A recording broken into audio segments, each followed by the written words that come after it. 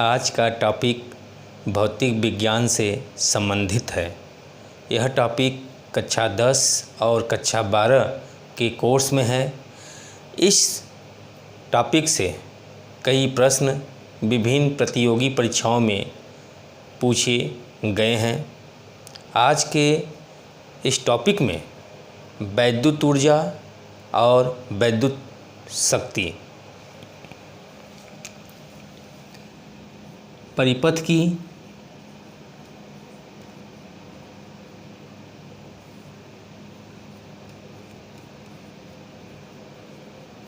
वैद्युत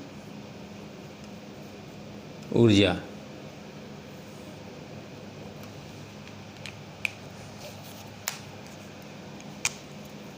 वैद्युत ऊर्जा small w equal to small q capital V। ये फार्मूला वैद्युत ऊर्जा की होती है, जहाँ स्मॉल w परिपथ की वैद्युत ऊर्जा, स्मॉल q परिपथ में प्रवाहित वैद्युत आवेश, जिसकी इकाई कूलाम होती है। कैपिटल V परिपथ का विभवांतर,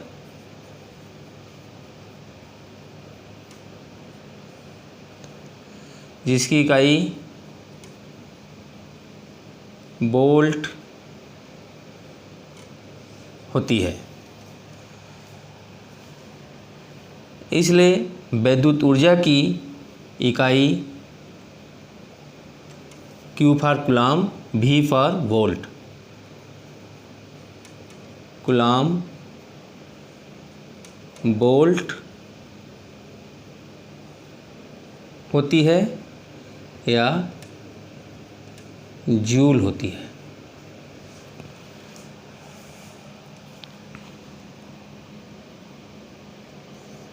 Q बराबर IT, ये फार्मूला वैद्युत आवेश का आता है, जहाँ I परिपथ में T सेकेंड में प्रवाहित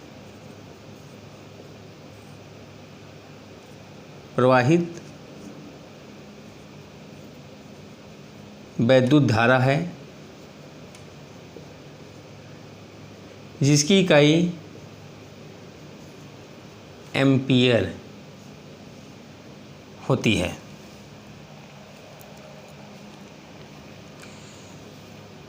वैद्युत ऊर्जा के फार्मूले में Q का मान रखने पर वैद्युत ऊर्जा बराबर ITV, ये समीकरण प्राप्त हुआ। ओम का नियम हम लोग जानते हैं। ओम के नियम से विभवांतर बराबर IR, ये फार्मूला आता है, जहाँ R परिपथ का प्रतिरोध है, इसकी इकाई ओम होती है। ओम के नियम से I का मान निकालते हैं तो I equal to V upon R, ये प्राप्त होगा। और I का मान वैद्युत ऊर्जा के समीकरण में रखते हैं तो वैद्युत ऊर्जा इक्वल टू I का मान V upon R into TV। इस प्रकार वैद्युत ऊर्जा का जो फार्मूला आएगा V square small t upon r।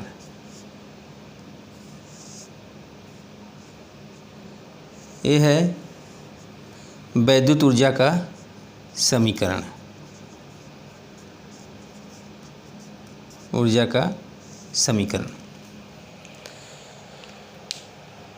तो वैद्युत ऊर्जा को इस प्रकार परिभाषित किया गया, डिफाइन किया गया है। और Q को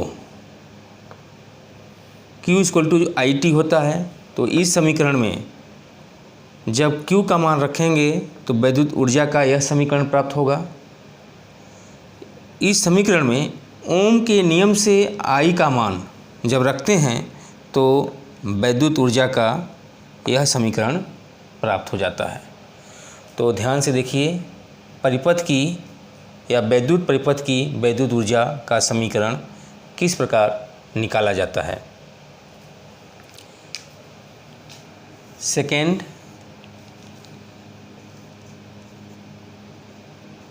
परिपथ की वैद्युत शक्ति या सामर्थ्य, इसे कैपिटल P से इंडिकेट करते हैं। वैद्युत परिपथ में प्रयुक्त वैद्युत ऊर्जा की दर को वैद्युत शक्ति कहते हैं। अतः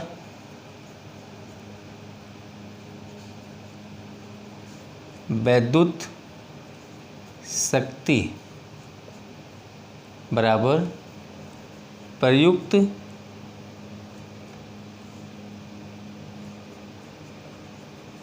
वैद्युत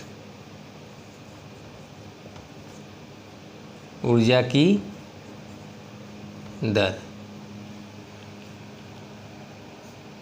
कैपिटल P वैद्युत शक्ति equal to small w upon t।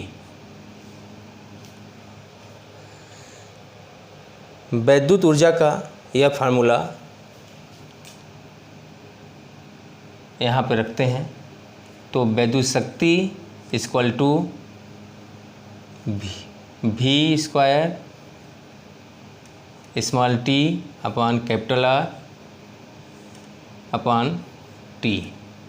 t cancel हो गया तो वैद्युत शक्ति equal to V square upon R, ये फार्मूला आया। वैद्युत शक्ति की जो इकाई होती है वो जूल प्रति सेकेंड या वाट होती है। जूल प्रति सेकेंड या वाट होती है। और वाट को कैपिटल W से इंडिकेट करते हैं। Capital W equal to WATT watt. तो आज के टॉपिक में वैद्युत परिपथ की वैद्युत ऊर्जा किस प्रकार ज्ञात की जाती है और परिपथ की वैद्युत शक्ति या सामर्थ्य कैसे निकाला जाता है। तो वैद्युत ऊर्जा का फार्मूला और वैद्युत शक्ति का फार्मूला हम लोगों ने यहाँ देखा। अब इन दोनों फार्मूलों पर जो आंकिक प्रश्न विभिन्न प्रतियोगी परीक्षाओं में पूछे गए हैं उनको सॉल्व करते हैं।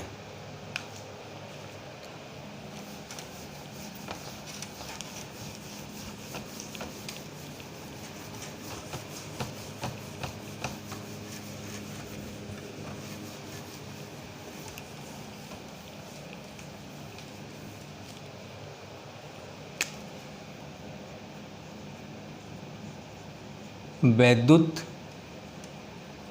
ऊर्जा small w equal to V square small t upon R। वैद्युत शक्ति capital P equal to V²/R। ये दो फार्मूले हैं।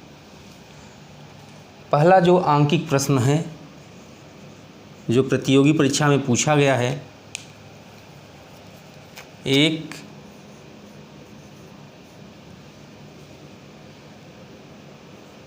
220 वोल्ट 100 वाट के लैंप व दूसरे 220 वोल्ट 50 वाट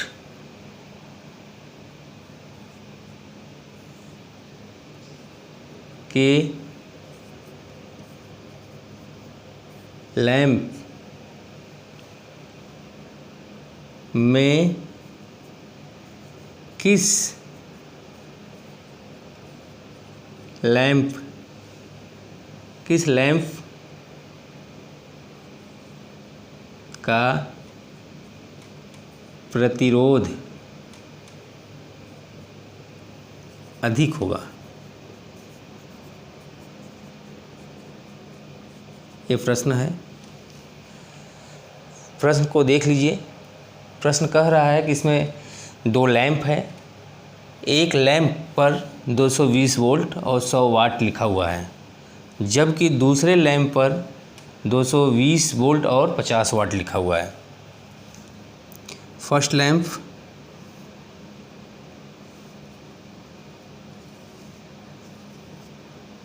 इस पर 220 वोल्ट और 100 वाट लिखा हुआ है। सेकेंड लैंप 220 वोल्ट और 50 वाट लिखा हुआ है। तो किस लैंप की प्रतिरोध अधिक होगा? तो चूँकि दोनों का वोल्टेज विभवांतर समान है, 220 वोल्ट यहाँ है, 220 वोल्ट यहाँ है, वाट दोनों के लैंप के अलग अलग हैं, एक 100 वाट का है और एक 50 वाट का है। इसका प्रतिरोध, इस लैंप का जो प्रतिरोध है R1 मान लेते हैं पहले लैंप का, और दूसरे प्रतिरोध का जो लैंप का प्रतिरोध है उसको R2 मान लेते हैं। फार्मूला विद्युत शक्ति इक्वल टू V²/R। चूँकि दोनों लैंपों का वोल्टेज समान है, इसलिए विद्युत शक्ति इन्वर्सली 1/R होगा।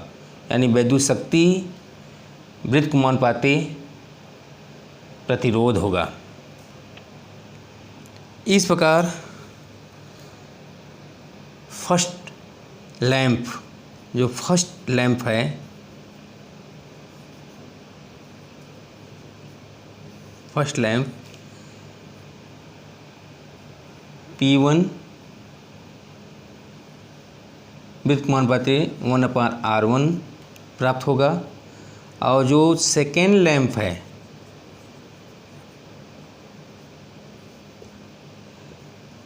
P2 व्युत्क्रमानुपाती 1/R2 प्राप्त होगा।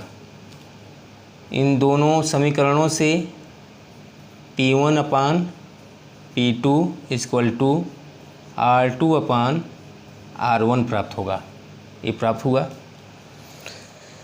P1 की वैल्यू जो है 100 वाट है, जबकि P2 जो सेकेंड लैंप है उसकी शक्ति जो है 50 वाट है।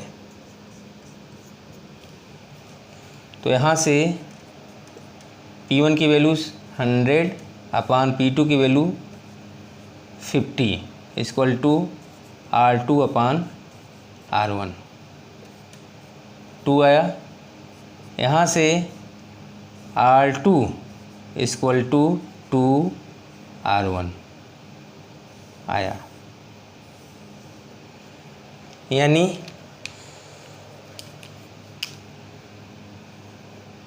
क्या निकला यहाँ से ट्रिक, दूसरे लैंप का प्रतिरोध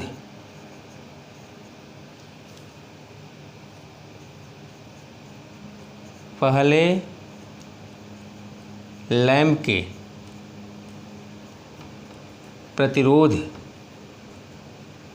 का दूना होता है। दूना यानी 2 गुना होता है।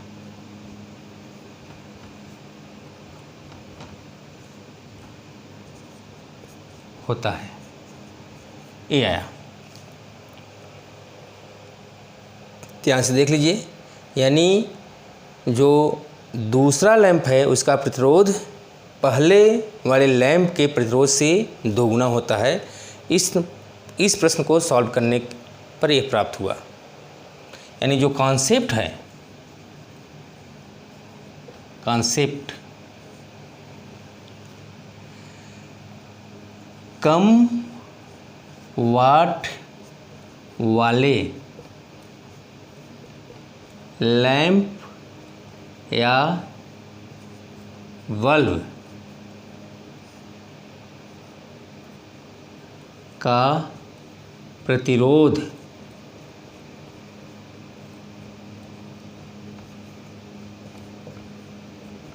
अधिक होता है। ध्यान से देख लीजिए, ये है कॉन्सेप्ट। कम वाट वाले लैंप या बल्ब का प्रतिरोध क्या होता है, अधिक होता है। क्योंकि जो वैद्युत बल्ब या वैद्युत लैंप बनाए जाते हैं उनके वोल्टेज एक मानक के अनुरूप होते हैं और वह मानक है 220 वोल्ट का।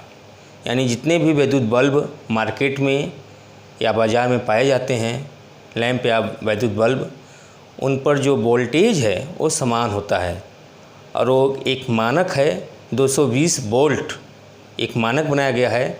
तो जितने भी डिफरेंट बल्ब होंगे छोटे बड़े, उन पर जो वोल्टेज होगा वो सेम होगा 220 वोल्ट का, और उनकी जो शक्ति होगी, पावर होगी उन वैद्युत बल्बों की या वैद्युत लैंपों की, वो भिन्न भिन्न होगी। जैसे प्रश्न में ये 100 वाट का है, यानी पावर इसकी 100 वाट की है और दूसरे वाले लैंप की 50 वाट है। तो ध्यान से इसे देख लीजिए, दिमाग में बैठा लीजिएगा। कम वाट वाला जो बल्ब है या लैंप है, वैद्युत बल्ब या लैंप है, उसका प्रतिरोध अधिक होता है। इस प्रश्न से स्पष्ट हो गया है। ध्यान से देख लीजिए।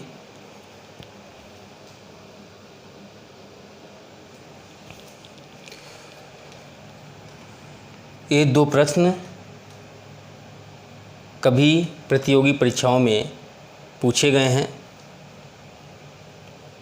क्वेश्चन क्या है, 3 वाट, 5 वाट, 7 वाट व 9 वाट के वैद्युत बल्बों को समांतर क्रम में जोड़ा गया है। किस वाट का बल्ब अधिक प्रकाशमान होगा?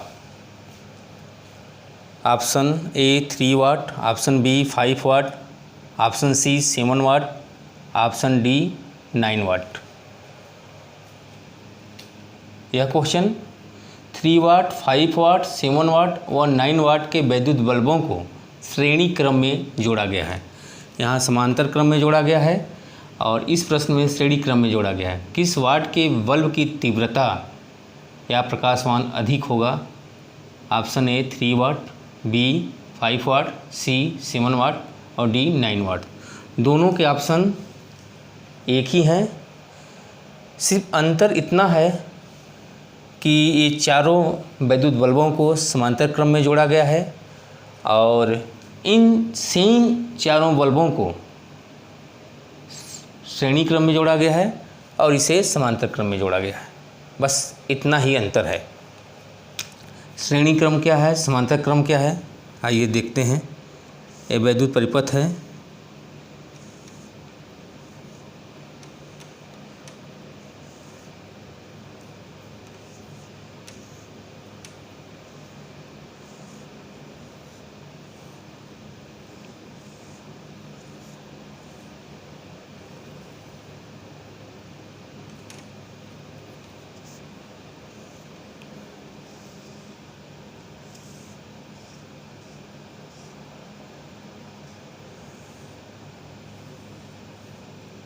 यहाँ पे बैटरी लगाई गई है,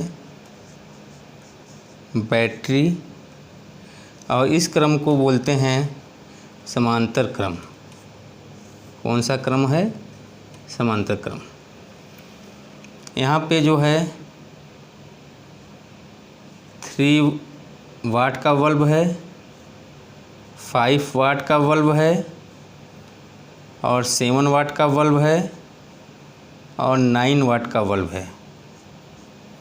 इसको समांतर क्रम बोलते हैं। श्रेणी क्रम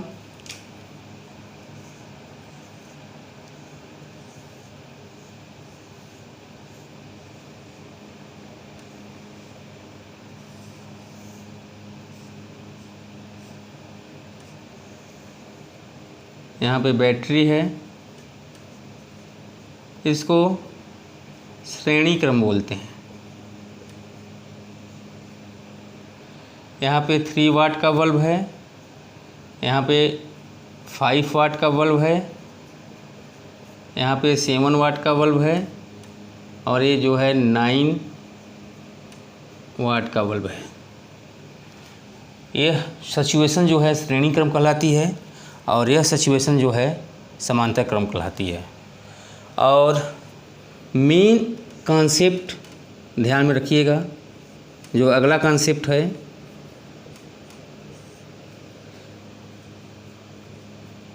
घरों की जो वायरिंग होती है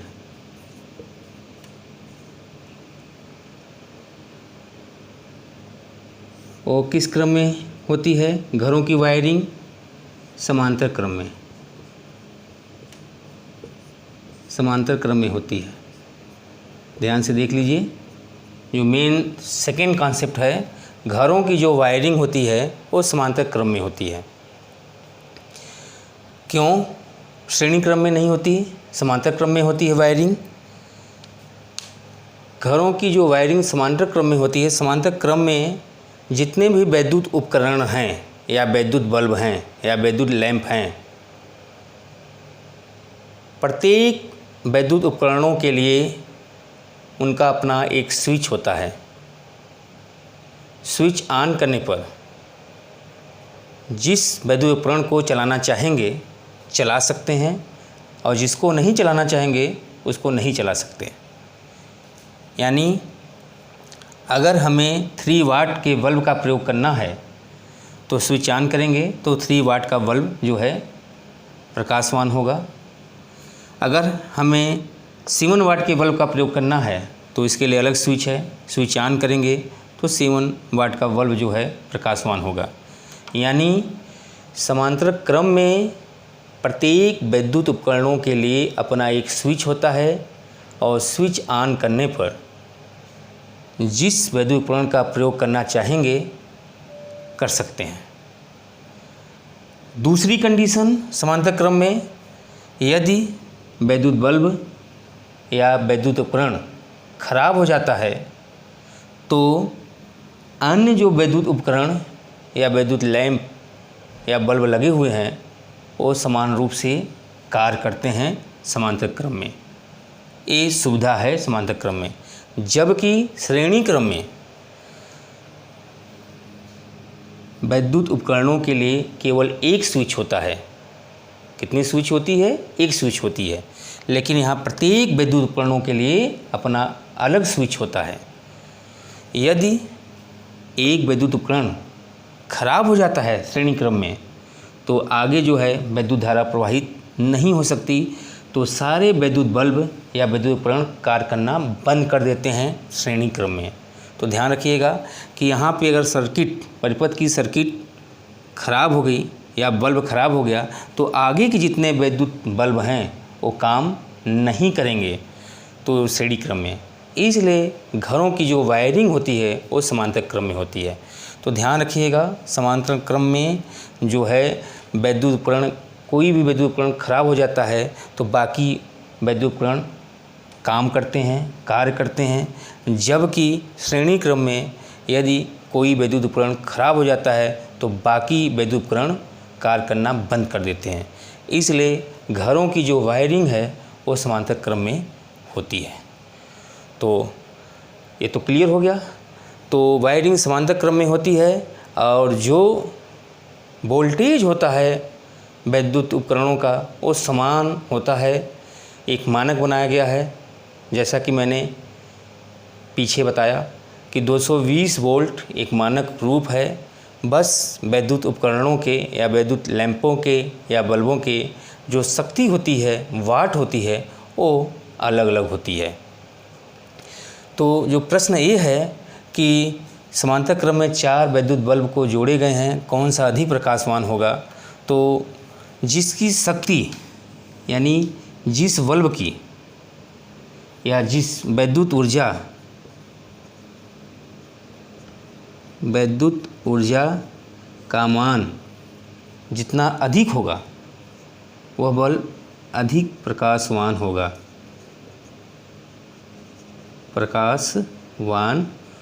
होगा। यानी वैद्युत शक्ति P1/R। वैद्युत शक्ति का जो फार्मूला है वो P = V²/R होता है, जहाँ पे वोल्टेज जो है नियत होती है। वोल्टेज क्या होती है? नियत होती है। इसलिए वैद्युत शक्ति व्युत्क्रमानुपाती 1/ प्रतिरोध। तो हर वाट के जो हैं प्रतिरोध, प्रत्येक वाट के जो प्रतिरोध हैं वो अलग अलग होते हैं। अभी मैंने पिछले प्रश्न में बताया कि जो कम वाट का बल्ब होता है, कम वाट का जो बल्ब है उसका प्रतिरोध अधिक होता है। क्या होता है? अधिक होता है। जब प्रतिरोध अधिक होगा तो वैद्युत बल्ब की जो शक्ति है, सामर्थ्य है, वो कम होगी। और जब शक्ति और सामर्थ्य कम होगी तो प्रकाशमान यानी तीव्रता उसकी क्या होगी? कम हो जाएगी। इसलिए समांतर क्रम में जो है, जो अधिक वाट का वैद्युत बल्ब है उसका प्रतिरोध क्या होता है? कम होता है। अधिक वाट का जो बल्ब है उसका प्रतिरोध कम होता है, और जो कम वाट का बल्ब है उसका प्रतिरोध अधिक होता है। इसलिए जो वैद्युत शक्ति है कम वाट वाले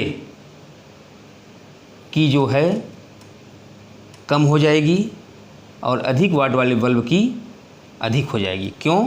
क्योंकि कम वाट का जो बल्ब है उसका प्रतिरोध अधिक होता है और जो अधिक वाट का बल्ब है, वैद्युत बल्ब है, उसका प्रतिरोध कम होता है।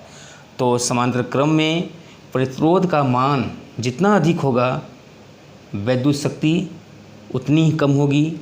जब वैद्युत शक्ति उतनी कम होगी तो वैद्युत ऊर्जा कम होगी, यानी तीव्रता कम होगी। जब तीव्रता कम होगी तो प्रकाशमान कम होगा।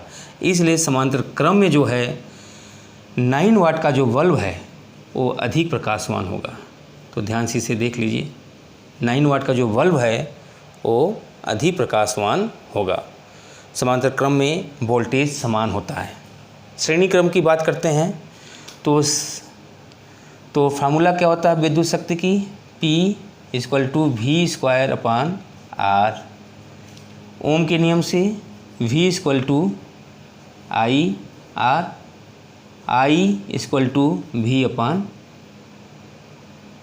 V/IR। तो V का मान इसमें रखते हैं तो P = I² R²/R। R cancel हो जाएगा तो P = I² R होगा। तो इसे ध्यान से देख लीजिए। चूँकि समांतर क्रम में वैद्युत धारा समान होती है, इसलिए समांतर क्रम के लिए जो वैद्युत शक्ति है वो प्रोपोर्शनल क्या होगी, आर होगी। और समांतर क्रम में जो वैद्युत शक्ति होगी वो वैद्युत शक्ति इन्वर्सली 1/r होगी। इसलिए 9 वाट का जो बल्ब है उसका प्रतिरोध कम होगा, यानी उसकी शक्ति ज़्यादा होगी, यानी उसकी तीव्रता ज़्यादा होगी, इसलिए वह बल्ब ज़्यादा प्रकाशमान होगा। तो समांतर क्रम में 9 वाट का जो बल्ब है वो अधिक प्रकाशमान होगा। जबकि इसी फार्मूले को वैद्युत धारा के रूप में लिखते हैं। क्यों वैद्युत धारा के रूप में लिखते हैं? क्योंकि श्रेणी क्रम में वैद्युत धारा समान होती है, जबकि समांतर क्रम में वोल्टेज विभवांतर समान होता है। इसलिए इस फार्मूले का जो प्रयोग है